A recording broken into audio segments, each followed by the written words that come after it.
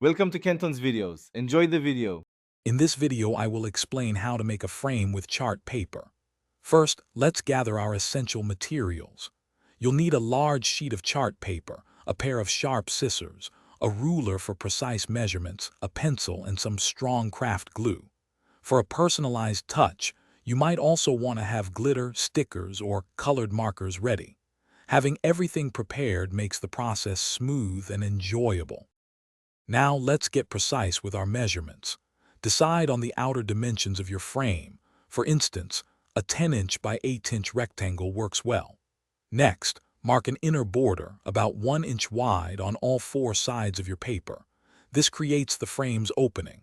Carefully cut along your outer lines first, then meticulously cut out the inner rectangle to form the frame's window.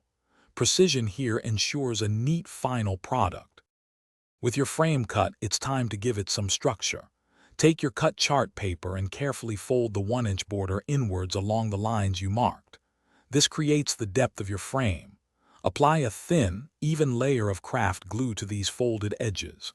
Press them down firmly, holding for about 30 seconds to ensure they adhere well. This step forms the sturdy, three-dimensional shape of your frame. Finally, let's bring your frame to life with some decoration and personalization. This is where your creativity shines. Use paints, markers, glitter, or even small embellishments to make your frame truly unique. Once decorated, attach your chosen photo or artwork to the back of the frame opening. For easy display, you can glue a small loop of string or ribbon to the top back of the frame for hanging. Enjoy your handmade creation. Thanks for watching. Consider subscribing if we helped you.